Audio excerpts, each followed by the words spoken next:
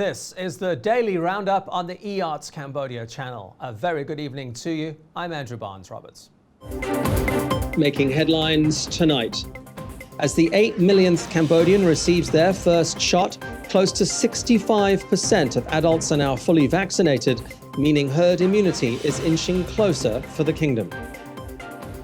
A major project is launched to boost signal strength from mobile towers across the country to improve internet connections.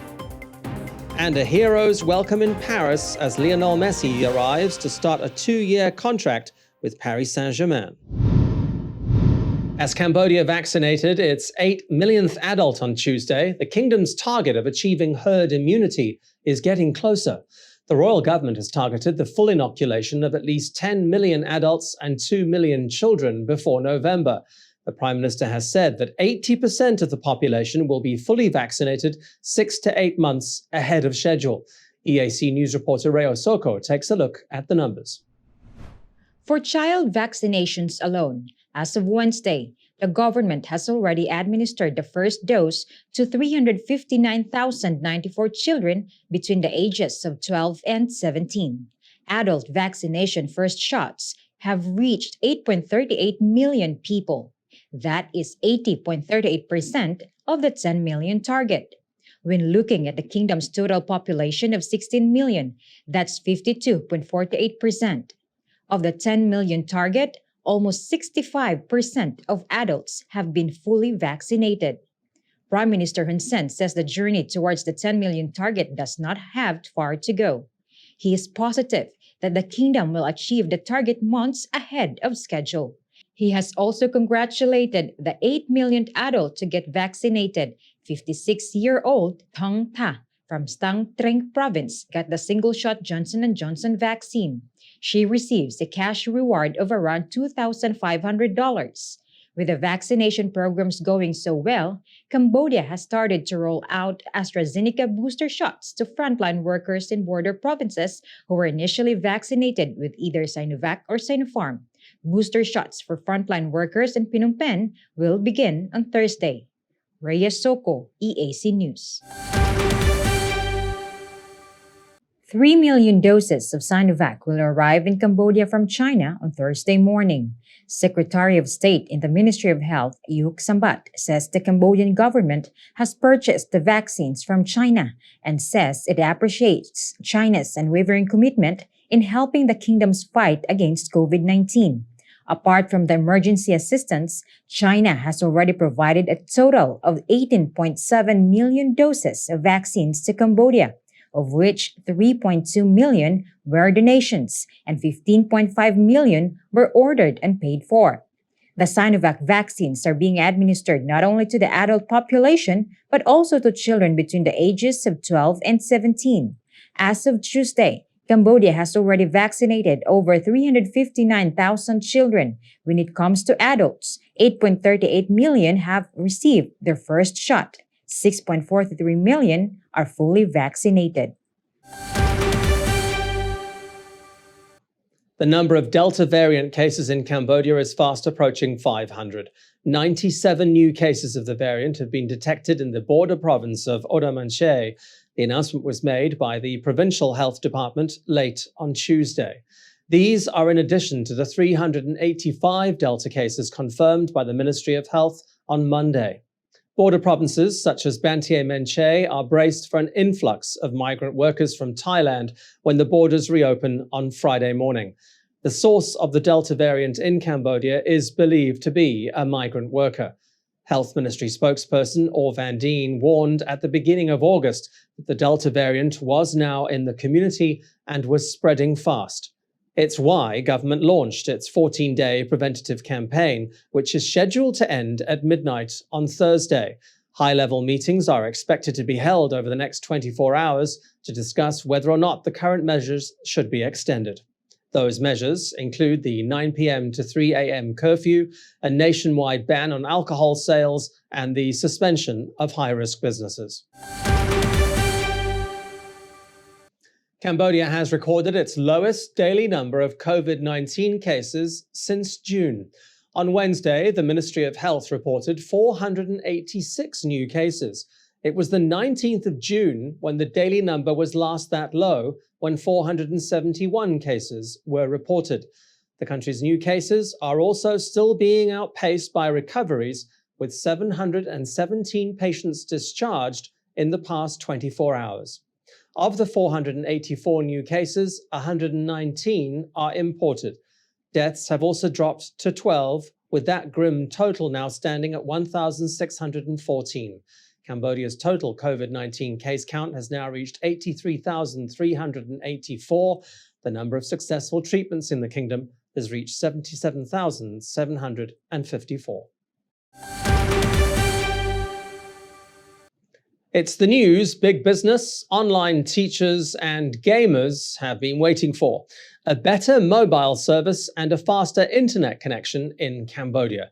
The Ministry of Posts and Telecommunications has announced the start of a major project to improve mobile towers nationwide. They should all be completed in 2027. EAC News reporter Reo Soko has the details. The Ministry of Posts and Telecommunications says it is the increase in high-rise buildings and mobile service providers focusing only on urban or densely populated areas that are the main reasons the network service in the country is so poor. Minister Chi Vandet says that as a result, some areas of the country, even in the capital, have no internet access at all, but that's all set to change.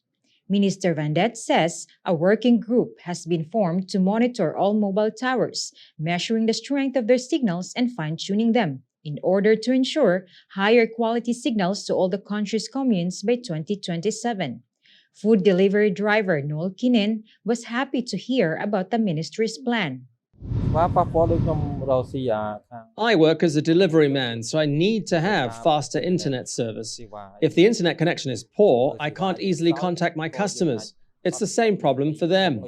If the government will develop our mobile towers, I will be very happy for that. And I think it's a good idea because people in the countryside will also get a chance to use the internet as well. Un Chet, who works online, says this will be a great help for his job. I'm happy if this will happen because I work online, so the internet is very necessary for me. Sometimes, due to a slow connection, I respond to my customers very late. The Ministry of Posts and Telecommunications says Cambodia has 17.48 million mobile internet subscribers using the services of 5 mobile network companies. 6 years from now, the royal government of Cambodia visualizes a much improved telecommunication service. No more dropped calls or slow internet connection.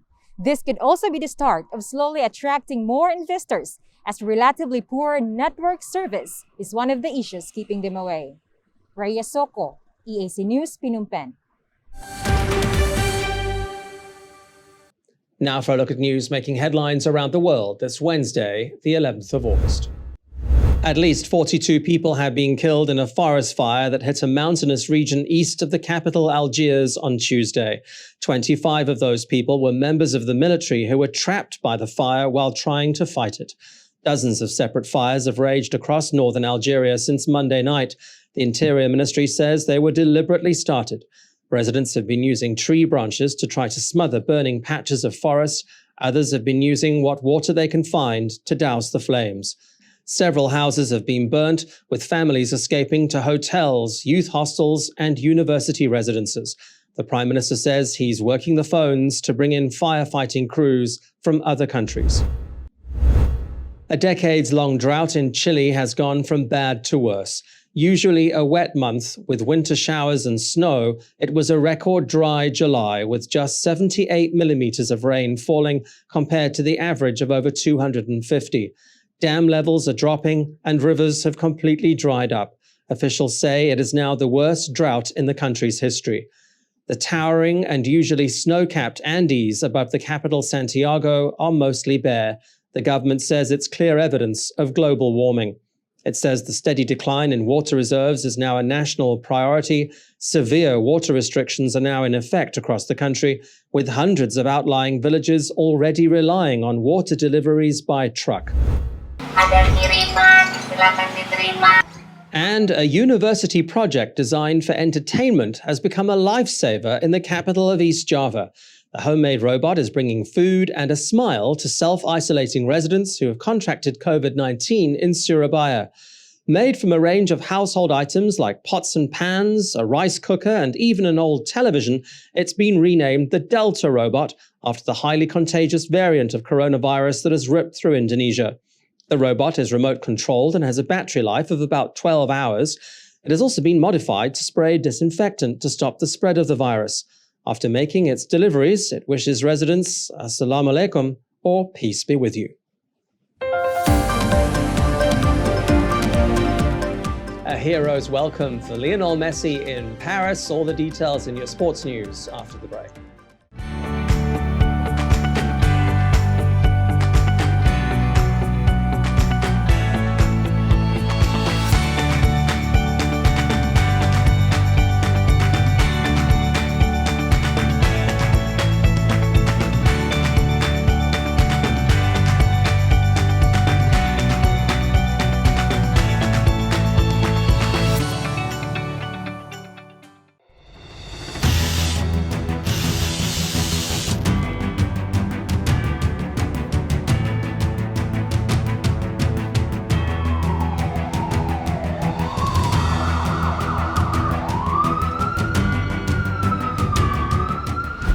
EAC News fully supports the Royal Government of Cambodia's preventative and administrative measures against COVID-19.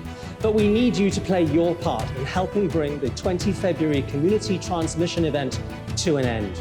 Wash your hands regularly, sanitize wherever possible. Keep an eye on your body temperature. Use the Stop COVID QR code and maintain a safe social distance. But above all, please, please, please, wear a mask. Only together can we beat COVID-19.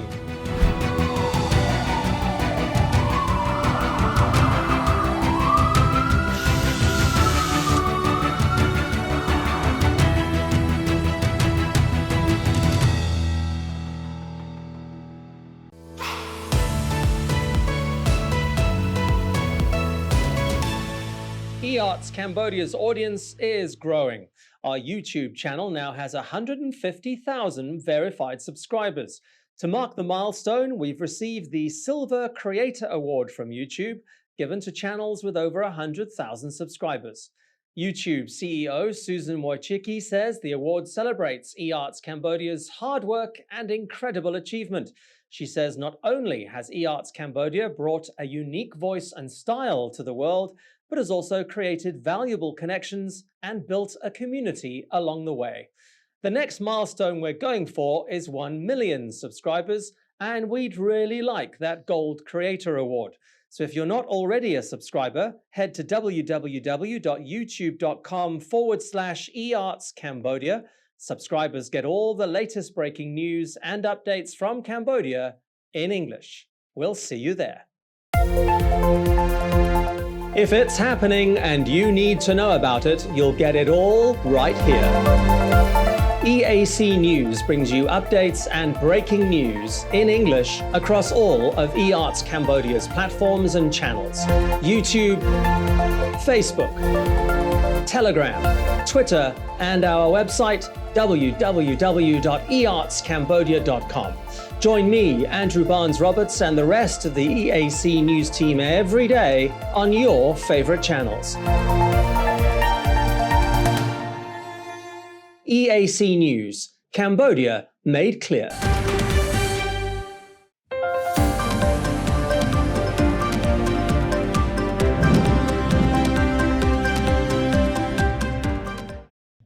The worst-kept secret in football is out. Six-time Ballon d'Or winner Lionel Messi has signed a 2-year contract with Paris Saint-Germain. He arrived in France late yesterday to nothing short of a hero's welcome. Messi waved to cheering fans from the window of Le Bourget Airport on the outskirts of the French capital. Fittingly, his t-shirt read, "This is Paris." The gesture drove fans wild, many of whom had kept a vigil at the airport for 3 days. They were so excited to see Messi, riot police had to keep them back. From the airport, Messi was quickly driven to the American Hospital of Paris for his obligatory medical checkup. A few hours later, Messi mania erupted again when the footballer arrived at the five-star Le Royal Mansour Hotel, just a short stroll from the Champs-Élysées. Shortly after check-in, he made a balcony appearance with his wife and children. He might just be a guy who plays football for a living, but for Paris, he's the answer to a prayer. PSG has never won the UEFA Champions League, and the fans are hoping that Messi will help get their hands on that elusive trophy. Chelsea face Villarreal in Wednesday night's UEFA Super Cup. The match is being played at Windsor Park in Belfast, Northern Ireland, where both teams got in a final practice session. Chelsea practiced late into the night on Tuesday, but there was no sign of Romelu Lukaku.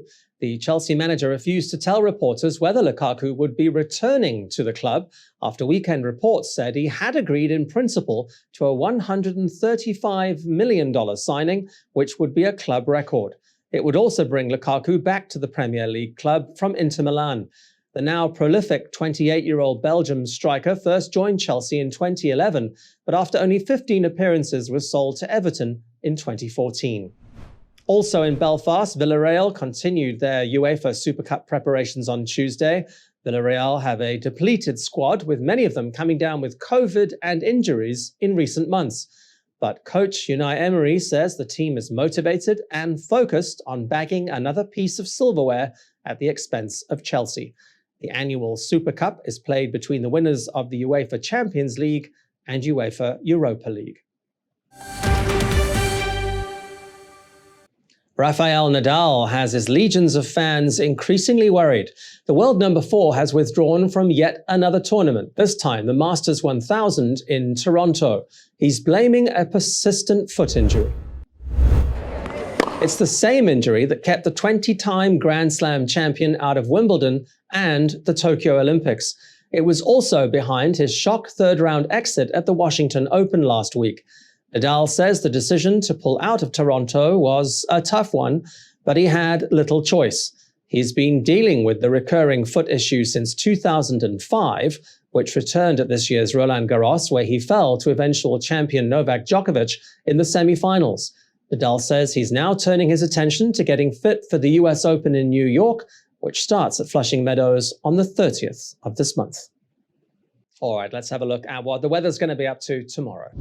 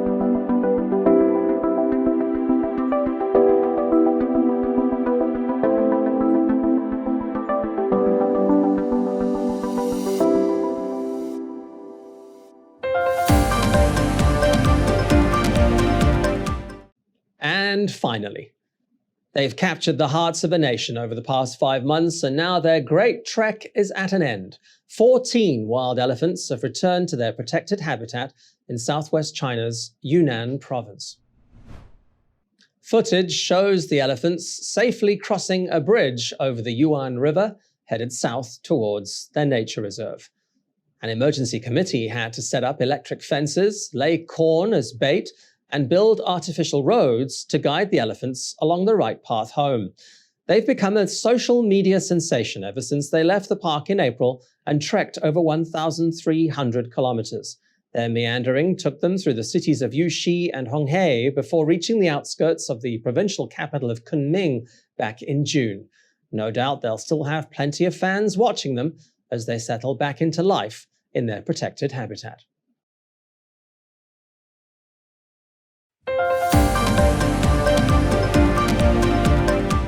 Thank you for watching the Daily Roundup here on the EARTS Cambodia channel. More breaking news and updates from our website, head to www.e-artscambodia.com. You could also search for EAC News on Telegram and at your favorite app store. More from the EAC News team tomorrow night at 8. I'll see you then.